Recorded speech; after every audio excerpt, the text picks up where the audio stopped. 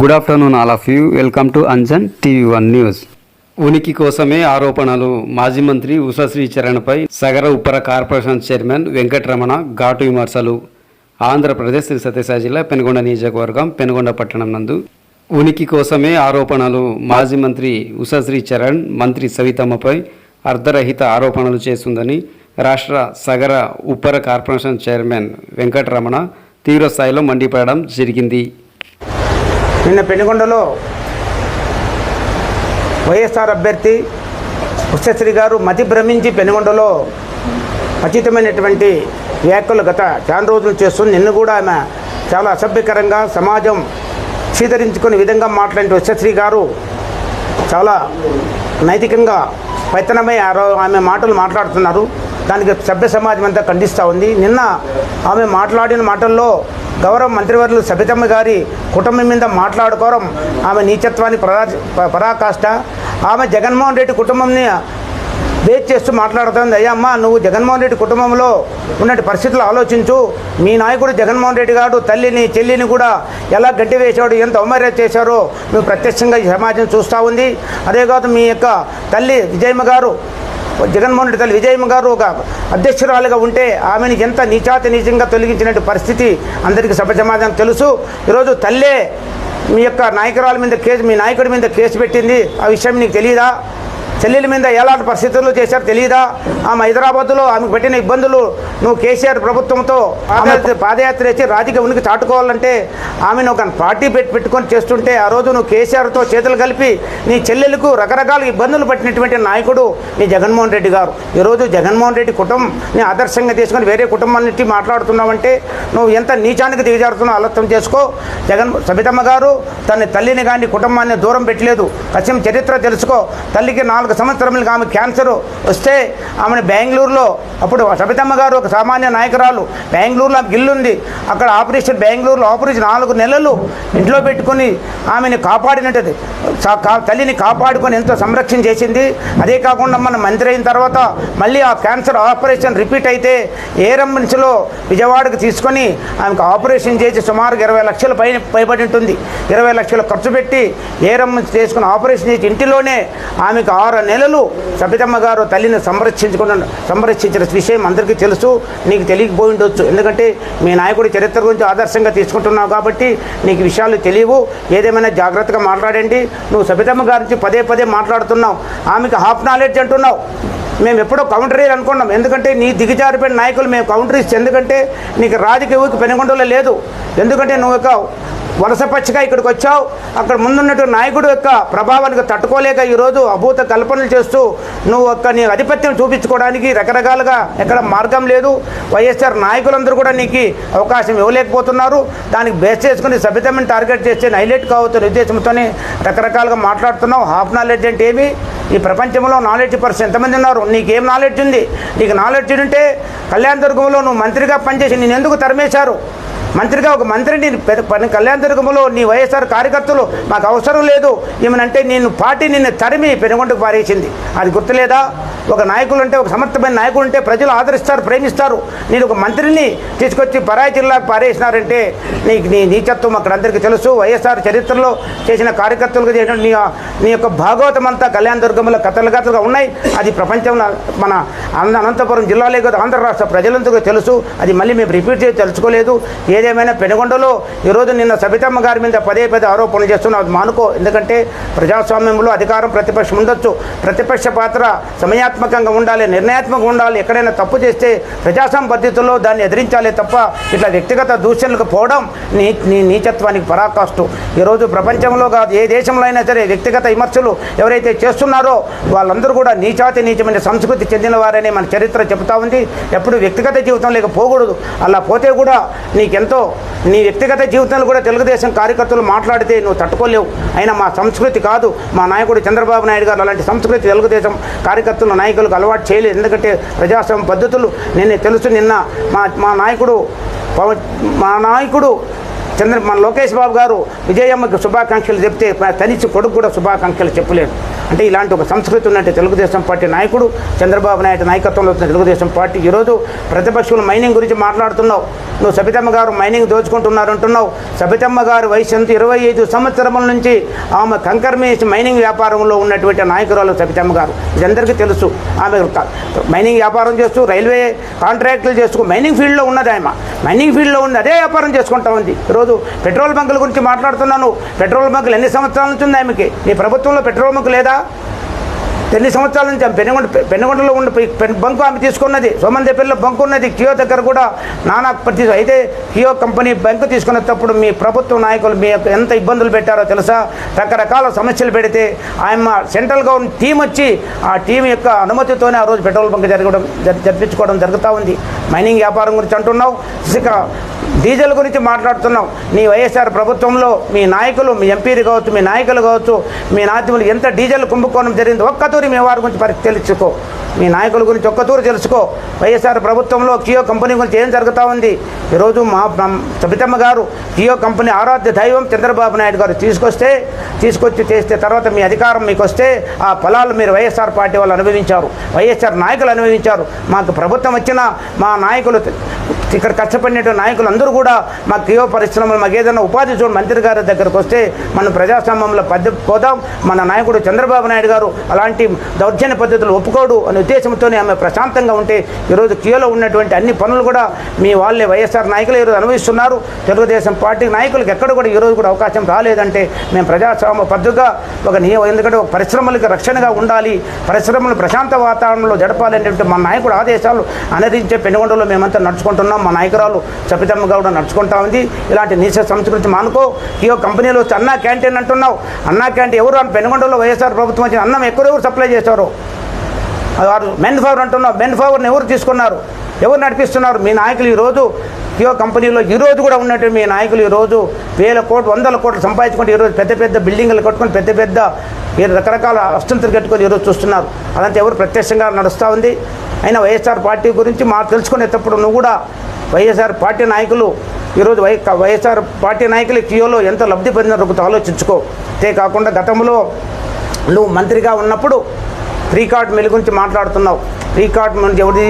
Coimbatore LGM వాళ్ళు ఈరోజు free card mill అనేవి 3 మిల్లులు కూడా సుమారుగా బంద్ అయిపోయి 15 సంవత్సరాలు పైబడింది. నువ్వు కూడా మంత్రిగా ఉన్నావు. ఫ్రీ కార్డ్ మిల్లు అక్కడ బంద్ అయితే నువ్వేం చేస్తున్నావు? మరి ఎందుకు నువ్వు మంత్రిగా అనంతపురం జిల్లాలో ఆ రోజు ఉమ్మడి జిల్లా నీకు బాధ్యత లేదా? ఈ ఫ్రీ కార్డ్ మిల్ ఎందుకు బంద్ అయింది? దీంట్లో కారణాలు ఏముండే? ఎంత యాజమాన్యంతో మాట్లాడి పరిష్కరించే బాధ్యత మీ ప్రభుత్వానికి, మీ నాయకుడికి లేదా? నీకు లేదా? మరి ఈరోజు ఎందుకు అభూత కల్పనతో మాట్లాడుతున్నావు? అంటే ప్రజలు తెలియదా? పరిమండలంలో ఫ్రీ కార్డ్ మిల్లో పనిచేసే 100 కార్మికులు ఎప్పటి నుంచి నిరాశ్రయం ఉన్నది తెలియదా? ఎందుకు ఇలా అభూత కల్పన మాట్లాడుతున్నావు? ఒక్కతూరి జాగ్రత్తగా ఆలోచించు. గతంలో కూడా ఉన్నటువంటి నువ్వు వైఎస్ఆర్ ప్రభుత్వంలో ఎన్నో కేసులు సబితమ్మ గారి మీద పెట్టారు. మరి ఆ రోజు కంకర్ మిషన్ వస్తే టిప్పర్తో గుద్దించిన కేసు, అక్రమ చేసిన కేసు, ఆమెని అక్రమంగా ఒక మహిళని చూడకుండా ఆమె నాన్ బెయిలబుల్ కేసులు పెడితే సుమారుగా 60 రోజులు పరాయి రాష్ట్రంలో పరాయి పంతులు బిక్కుగా తల్లి, భర్త, పిల్లలతో సహా ఆమె బయట ఉండి హైకోర్టు ద్వారా స్టే తీసుకొని వస్తే ఆ రోజు ఆమె బయటకు వచ్చారు. స్టే తీసుకొని వచ్చి ఆ రోజు ఆమె జీవనం గడిపే పరిస్థితి మీ ప్రభుత్వం కలిసింది. వైఎస్ఆర్ ప్రభుత్వంలో ఆమె కంకర్ మిషన్ నడుపుతూ ఉంటే మీ నాయకులు, ఇప్పుడు ప్రభుత్వంలో యంత్రాంగమైన నాయకులందరూ కూడా ఆ రోజు ఆమె సుమారుగా కంకర్ బంద్ చేశారు. కేసులు పెడితే ఆమె కోర్టుకు పోయింది. హైకోర్టు పోతే హైకోర్టు స్టే ఇస్తే కూడా మీరు స్టే ఇచ్చినప్పటికి కూడా మీరు నడిపించలేకపోయినా రకరకాల మళ్ళీ స్టే తీసుకొచ్చిన మళ్ళీ రాయల్టీ అని రకరకాల కేసులతో మళ్ళీ ఆ మిల్లు నడపకుండా సుమారుగా 20 కోట్ల రూపాయల నష్టాన్ని ఆమె కలుగజేశారు. అది మీకు తెలియదా? ఈ పెనుగొండ ప్రజలకు తెలియదా? ఇవన్నీ తెలిసా కదా మీ అందరికీ. మరి ఎందుకు మాట్లాడుతున్నావు? నీ భాగవతం తెలియదా? కళ్యాణదుర్గంలో నువ్వు 100 ఎకరాలు దోచుకున్నావు. ఎంతమంది వైఎస్ఆర్ నాయకుల మీద కేసులు పెట్టావు, ఎన్ని అక్రమ కేసులు పెట్టించావు, ఎన్ని ఫారెస్ట్ కేసులు పెట్టించావు, అవన్నీ ప్రజలకు తెలుసు. ఆ ప్రజలకు తెలిసే నేను ఇక్కడ పంపించావు. ఘోరమైనటువంటి అపజయం నీకు వచ్చింది. నువ్వు ఉనికి చాటుకోవాలంటే, నువ్వు రాజకీయ ఉనికిని చాటుకోవాలంటే వేరొట్లో బండి ప్రజా సంపత్తుల్లో గ్రామాలు తిరుగు, నీ పార్టీ కార్యకర్తలు చేసుకో. ఇక్కడ వైఎస్ఆర్ పార్టీ నాయకులు నేను అడ్మిట్ చేయడం లేదు. ఇంకా బలమైన వర్గం అంతా నీకు వ్యతిరేకంగా ఉన్నది. దాన్ని కప్పుపుచ్చుకోవడానికి మంత్రి మీద ప్రతిరోజు అపోహలు చేయడం మానుకో. ఇన్ని రోజులు మీ మీద కౌంటర్ మేము చేయలేదు. ఎందుకంటే నీతో కౌంటర్ చేసే స్థాయి మాకు అవసరం లేదు. ఎందుకంటే నువ్వు హాఫ్ నాలెడ్జ్ అంటున్నావు.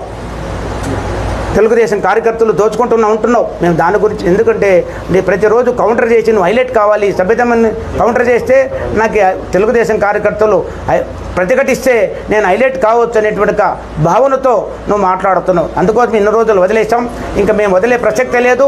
నువ్వు ఏ మాట్లాడినా ఏ కార్యక్రమం చేసినా తెలుగుదేశం పార్టీ కార్యకర్తలు నాయకులు ఎదుర్కోవడానికి సిద్ధంగా ఉన్నావు. నువ్వు ఏదో పోరాటాలు చేస్తామంటున్నావు, నీ ఇష్టం వచ్చిన పోరాటం చేసుకో. దాన్ని ఖండించడానికి ప్రతిఘటించడానికి మేమంతా సిద్ధంగా ఉన్నాం. ఎందుకంటే మా నాయకురాలు ఈరోజు అభివృద్ధికి చిరునామా పెనుకొండ, అభివృద్ధి చిరునామా పెనుకొండ. నిన్ననే చూస్తున్న పెనుకొండలో ఈరోజు సెంట్రల్ లైటింగ్ చూడు, పెనుకొండ పోతుంటే బస్సులో పెనుగొండలో అద్భుతంగా ఉన్నది. ప్రజలందరూ మెచ్చుకుంటున్నారు, వేరే ప్రాంత వాళ్ళు మెచ్చుకుంటున్నారు. పెనుగొండలోకి వచ్చి ఇది పెనుగొండేనా అనేటువంటి అనుభూతి బయట వాళ్ళు కలుగుతూ ఉంటే పెనుగొండ గురించి మాట్లాడతావా? ముఖ్యంగా రాంపూర్ పంచాయతీ గురించి మాట్లాడతావా? రాంపూర్ సొంత నియోజకవర్గం. ఈ రాంపురం పంచాయతీలో నీ 2019 నీ జగన్మోహన్ రెడ్డి ప్రభావం ఉన్నప్పుడు ఆ పంచాయతీలో 470 ఓట్ల మెజార్టీ వచ్చింది. రాంపురం నిన్న ఎలక్షన్లో 870 మెజార్టీ వచ్చింది. కోట్లాది రూపాయల అభివృద్ధి కార్యక్రమాలు రాంపురంలో చేసింది. ఈరోజు ఎంజిఎం స్కూలు అద్భుతం, ఎక్కడా లేని జిల్లాలో ఒక కొత్త స్కూల్ వస్తే తన ఊరు, తన పుట్టిన ఊరు అనేటువంటి మమకారంతో ఆ రాంపురంలోనే ఆమె ఎంజిఎం స్కూల్ తీసుకురావడం, ఈరోజు వాటర్ వర్క్స్ తీసుకురావడం, కోట్లాది రూపాయలతో సజీ రోడ్ లేకపోతే అభివృద్ధి లేదని మాట్లాడుతున్నావు. ఎందుకు ఇంత నీచత్వాన్ని కోరుతున్నావు? పెనుగొండలో అభివృద్ధిని గురించి మాట్లాడేటువంటి నైతిక హక్కు నీకు లేదు. నీకే కాదు, ఏ నాయకుడు కూడా లేదు.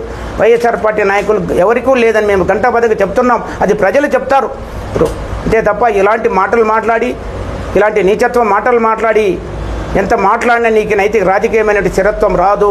ఎందుకంటే నువ్వు రాజకీయంగా ఉనికి కోసమే మాట్లాడుతున్నావు. నిజాలు వాస్తవాలు దాచిపెడుతున్నావు. వాస్తవాలు వ్యతిరేకంగా మాట్లాడితే పెనుగొండ ప్రజలు అడ్మిట్ చేయరు. గతంలో కూడా ఇలాంటి రెచ్చగొట్టే మాటలు, రెచ్చగొట్టే నాయకత్వాన్ని పెనుగొండ ప్రజలు గతంలో కూడా చూశారు, అని అనుభవించారు. అనుభవించిన తర్వాత ఎన్నో ఇబ్బందులు పడితే అప్పటి నాయకుడు పరిటాల రవీందర్ గారు వచ్చిన తర్వాత మీ ఆటలు జరగలేదు. అలాంటి ఉనికితో ఉన్నట్టు పెనుగొండలో ఈరోజు తప్పకుండా సబితమ్మ లాంటి వాళ్ళ నాయకత్వాన్ని మాట్లాడితే క్షమించే ప్రసక్తే లేదు. ఎందుకంటే ఈరోజు ఆమె అభివృద్ధి జరుగుతూ ఉంది. పెనుగొండ ప్రాంతం అంతా కూడా అందరూ ఎంతో ఆశలు పెట్టుకున్నారు. ఈరోజు పెనుగొండలో సబితమ్మ గారి నాయకత్వంలో తప్పకుండా ఈ పెనుగొండ అభివృద్ధి చెందుతుంది, మాకు అన్ని సౌకర్యాలు జరుగుతాయి, ఆమె నుంచి ఎంతో బృహత్తరమైన అభివృద్ధితో మా పిల్లల భవిష్యత్తు బాగుంటుంది అనేటువంటి ఆశలతో ఆకాంక్షలతో పెనుగొండ ప్రజలు ఆదరిస్తూ ఉంటే ఈరోజు మళ్ళీ మీరు నీచ రాజకీయాలకు పోతున్నారు. నీచత్వంగా మాట్లాడకండి దయచేసి. ఇదే మీకు లాస్ట్ వార్నింగ్ ఇస్తున్నాం. ఎప్పుడైనా రాజకీయం ఏమైనా మాట్లాడుకో, మాకు సంబంధం లేదు. ప్రతిపక్షం నీ పాత్ర ఏమైనా చేసుకో. వ్యక్తిగతంగా సబితమ్మ గారి గురించి కానీ లేదు ఎవరైనా తెలుగుదేశం పార్టీ నాయకులు కార్యకర్తలు వ్యక్తిగతంగా పోతే మా నాయకులు ఎవరు క్షమించరు. మేము తప్పకుండా మా తెలుగుదేశం పార్టీ క్యాడర్ మొత్తం ప్రతిఘటించేదానికి సిద్ధంగా తెలియజేసుకుంటాం. ఇదే లాస్ట్ మీకు వార్నింగ్ అని చెప్తున్నాం. లేకపోతే మళ్ళీ మీరు ఇలాంటి మాటలు రిపీట్ చేస్తే మాత్రం తప్పకుండా మేము ప్రత్యక్షమైన చర్యలు కూడా మా కార్యకర్తలు తినే అవకాశాలు ఉన్నాయి. ఎందుకంటే కార్యకర్తలు మనోభావాలు దెబ్బతింటున్నాయి. ఎందుకంటే ఒక సబితమ్మ గారి నాయకుల మీద మాట్లాడుతున్నామంటే దెబ్బతింటున్నారు. ఈరోజు పెనుగొండలో చూసాం, కరోనా వచ్చింది. మనం ఈరోజు అభివృద్ధి గురించి మాట్లాడుతున్నావు, నైతికత గురించి మాట్లాడుతున్నావు, సబితమ్మ గారి క్యారెక్టర్ గురించి మాట్లాడుతున్నావే నువ్వు. సబితమ్మ గారు ఏమి క్యారెక్టరు? ఆమె ప్రజల ఆదరణ, ప్రజలకు సేవ చేయాలి, ప్రజల్లో దూసుకు వెళ్ళాలి. అంటే ఈరోజు మంత్రి కాదు, మంత్రి కానప్పుడు కడప జిల్లాలో వరదలు వస్తే, రాజంపేట వరదలు వస్తే అక్కడ ఆమె ఆమె సమాయత్తం చేసుకొని ఆ రోజు కరువు ప్రాంతంలో ఉన్నవాడికి లక్షలాది రూపాయలు ఖర్చు పెట్టి కరువు ప్రాంతంలో ఆమె నీళ్ళలో కూడా దూరి ఉన్నటువంటి నిరాశ్రయులకు అన్నం పెట్టి వాళ్ళకి పనిముట్లు ఇచ్చి వాళ్ళ కుటుంబ వ్యవహారాలన్నిటికీ వీరికి సహాయం చేసినట్టు ఘనత ఆ రోజు ప్రజలు చూడలేదా? కరోనా వస్తే ఎవరైనా నాయకుడిపై మీ వైఎస్ఆర్ పార్టీ నాయకులు బయటకు వచ్చారా? ఆ రోజు ఆమె లక్షలాది రూపాయలు ఖర్చు పెట్టి రోడ్ల మీద పోతున్న వాళ్ళకు, పెనుగొండలో ఉన్నటువంటి నిరాశ్రయులకు ఎంతోమందికి వేల కిట్లు, ఒక కుటుంబానికి ఒక ప్యాకెట్, కుటుంబానికి వేల కిట్లు పంచినటువంటి చరిత్ర సబితమ్మ గారికి ఉన్నది.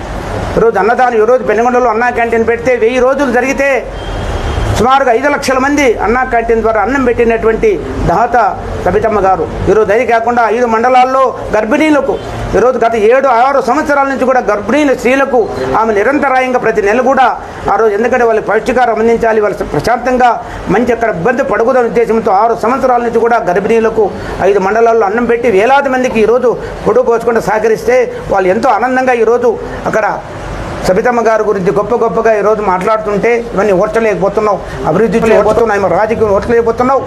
ఎందుకంటే మీ పార్టీనే దిగజారిపోయింది. జగన్మోహన్ రెడ్డి ఈరోజు నీ చరిత్ర తెలుసు కదా, జగన్మోహన్ రెడ్డి వివేకానంద రెడ్డి హత్య గురించి మాట్లాడుతున్నావు. వివేకానంద హత్యలో సుప్రీంకోర్టు ఎక్కడ జగన్మోహన్ రెడ్డి క్లీన్ చిట్ ఇవ్వలేదు. ఆమె ఈరోజు సబితమ్మ పోరాటం చేస్తూ ఉంది. నాకు న్యాయం జరగలేదు, అధికార బలంతో తప్పించేశారు, ఎవరినో తీసుకొచ్చారు, ఎవరినో అని ఉద్దేశంతో ఆమె ఈరోజు కూడా సుప్రీంకోర్టులో సిబిఐ దగ్గర న్యాయ పోరాటం చేస్తూ ఉంది. ఎప్పటికైనా చేస్తావు. ఎవరైతే హంతకులు ఉన్నారో వాళ్ళు తప్పుకు నిజమైన హంతకులు తేలే వరకు కూడా నేను పోరాటం ఆగనని ఒక స్త్రీ భారతదేశ గర్వించే విధంగా ఈరోజు ఆమె వివేకానంద రెడ్డి గారు కూతురు పోరాటం చేస్తూ ఉంది. అదంతా భారతదేశంలో ప్రతి ఒక్కరికి తెలుసు. ఆమెకు ఈరోజు దేశంలో ప్రజాస్వామ్యవాదులు, మేధావులు, తర్వాత ఎన్నో కార్మిక వర్గాలు అందరూ కూడా ఈరోజు సంఘీభావం తెలుపుతున్నారు. ఎందుకంటే ఒక పోరాట యోధురాలు తండ్రి మరణం కోసం నిరంతరం పోరాటం చేస్తూ తప్పకుండా ఒకరోజు మీరు ఏదైతే అనుకుంటున్నారో, ఎవరైతే ఈ యొక్క హత్య చేయించారో వాళ్ళు తప్పకుండా ఒకరోజు బయటికి చట్టం తీసుకొస్తుందని కూడా ఈరోజు తప్పక తెలుస్తున్నాం. ఆ రోజు మీ నాయకుడు కథ కూడా బయటపడిపోతుంది. ఎందుకంటే ఆ చట్టమే బయటపెడుతుంది. ఈరోజు మీ నాయకుడి గురించి చెప్పకపోతే అది ఈ సందర్భం కాదని చెప్పడం లేదు. దయచేసి జగన్మోహన్ రెడ్డి ఫ్యామిలీని, సబితమ్మ ఫ్యామిలీని అనుభవించి మాట్లాడే మాటలు మానుకో. నీ జగన్మోహన్ రెడ్డి ఫ్యామిలీ అందరికీ తెలుసు. ఎందుకంటే వాళ్ళు ఉన్నట్టు నైతికంగా తెలుసు. ఆ కుటుంబంలో ఎలాంటి ఘర్షణలు ఉన్నాయి, వాళ్ళంటి అందరూ ఒకరి మీద ప్రేమ విశ్వాసం ఉందో అందరికీ తెలిసిన విషయం. అప్పుడు దయచేసి అలాంటి మానుకొని ఎప్పుడు కూడా పెనుగొండ గురించి, పెనుగొండ అభివృద్ధి గురించి కానీ అభివృద్ధిని మెచ్చుకో. ఈరోజు వైఎస్ఆర్ పార్టీ నాయకులే ఈరోజు సబితమ్మ గారి గ్రామాల్లో సన్మానం చేస్తున్నారు. గ్రామాల్లో ఎందుకు చేస్తున్నారు? ఒకసారి మీ వైఎస్ఆర్ నాయకులతో కనుక్కో. అభివృద్ధికి చిరునామా పెనుగొండ, అభివృద్ధికి బునాది పెనుగొండ. నిరంతరం శ్రమిస్తున్నటువంటి సబితమ్మ గారి గురించి మాట్లాడే నైతిక హక్కు లేదని తెలియజేసుకుంటూ, భవిష్యత్తులో కూడా ఎప్పుడు కూడా మీరు మాట్లాడకూడదని ఒక మంచి సలహా కూడా ఇస్తున్నాను మీకు. దయచేసి మీరు ప్రజాస్వామ్య పద్ధతిలో పోండి కానీ వ్యక్తిగతంగా పోకూడదని మేము గట్టిగా మీకు ఈరోజు తెలియజేస్తున్నాం.